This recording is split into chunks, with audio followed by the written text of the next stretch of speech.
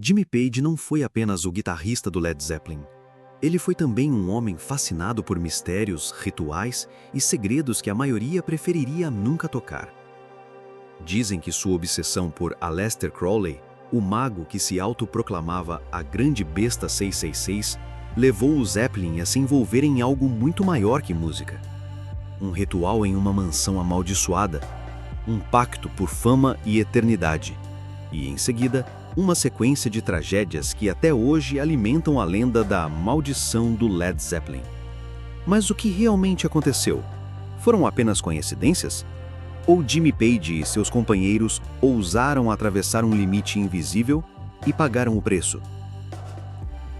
Final da década de 1960. O mundo vivia uma revolução cultural. Jovens questionavam tradições, buscavam experiências fora da religião e se lançavam em viagens psiquedélicas, drogas, meditação oriental e tudo o que pudesse expandir a mente.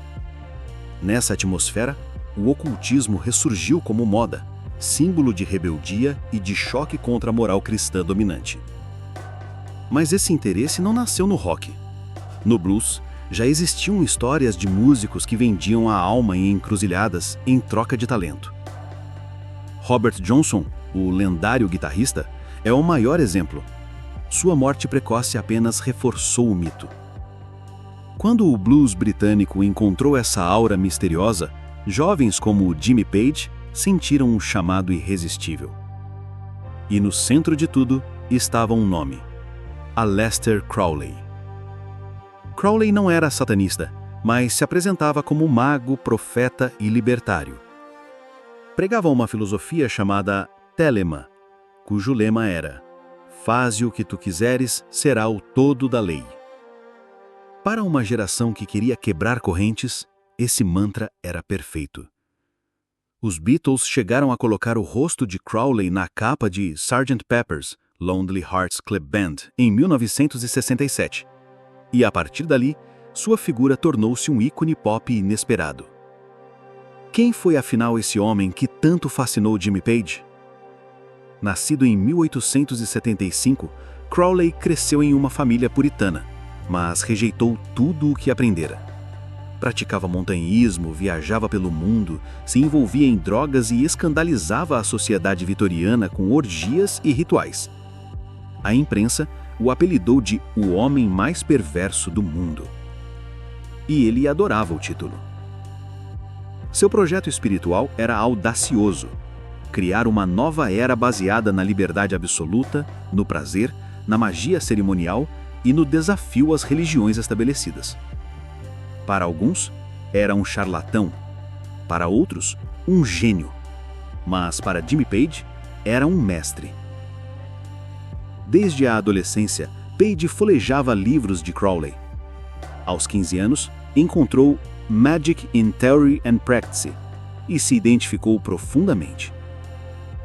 Com a fama, mergulhou de vez.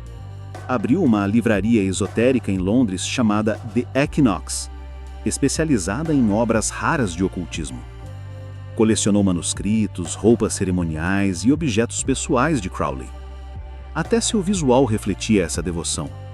O famoso casaco preto com dragão e símbolos astrológicos, que muitos acreditavam ser mais que figurino, uma vestimenta ritualística de verdade.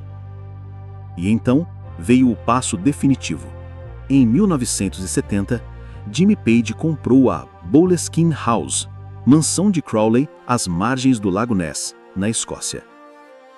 A mansão já tinha má fama antes mesmo de Crowley. Histórias de suicídios, mortes violentas e assombrações circulavam na região há décadas.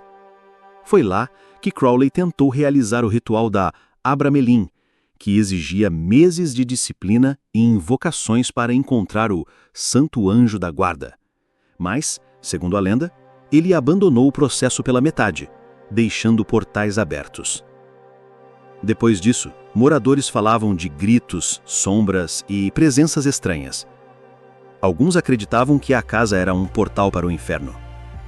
Jimmy Page sabia de tudo isso e, mesmo assim, comprou a mansão, restaurou-a e encheu-a de símbolos ligados a Crowley.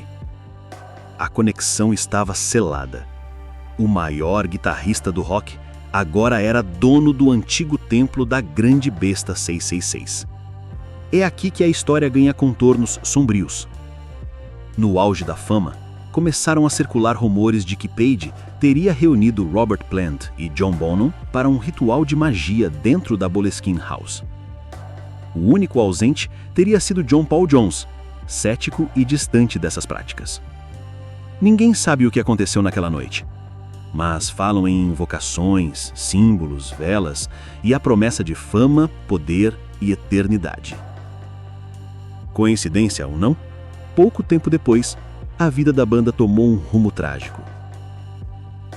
1975, Plant sofre um acidente de carro na Grécia quase fatal. Logo depois, tem outro acidente quando o seu Aston Martin cai sobre ele. Em 1977, durante turnê nos Estados Unidos, Plant recebe a notícia. Seu filho Caraca, de apenas 5 anos, morre subitamente. 1980. John Bonham, o baterista, morre sufocado pelo próprio vômito após uma noite de excessos. O Led Zeppelin chega ao fim. Para muitos, eram tragédias explicáveis. Para outros, sinais claros de que a banda havia mexido com algo proibido. As teorias floresceram. O filho de Plant seria um sacrifício involuntário? Bonham pagou com a vida pelo pacto? E Jimmy Page, que sobreviveu, teria perdido a inspiração musical como preço final? Como se não bastasse, outro episódio reforçou a maldição. Kenneth Anger, cineasta e ocultista, amigo e depois inimigo de Page, o acusou de não entregar a trilha do filme Lucifer Rising. Ofendido, lançou uma maldição pública. Jimmy Page terá o destino do rei Midas ao contrário. Tudo o que tocar se transformará em fracasso. De fato, a carreira de Page depois do Led Zeppelin nunca mais teve o mesmo brilho. Coincidência ou maldição? O mito se consolidou. Mensagens ocultas em discos, símbolos indecifráveis, boatos de pactos e tragédias reais, tudo se misturou em uma narrativa irresistível. A ideia de que o Led Zeppelin vendeu a alma atravessou gerações. Até hoje, fãs discutem se o ritual realmente aconteceu. No fim das contas, o que é verdade e o que é lenda? O que sabemos é que Jimmy Page, Aleister Crowley e a Boleskine House criaram uma das histórias mais sombrias da música. Uma mistura de rebeldia, espiritualidade, tragédia e mistério.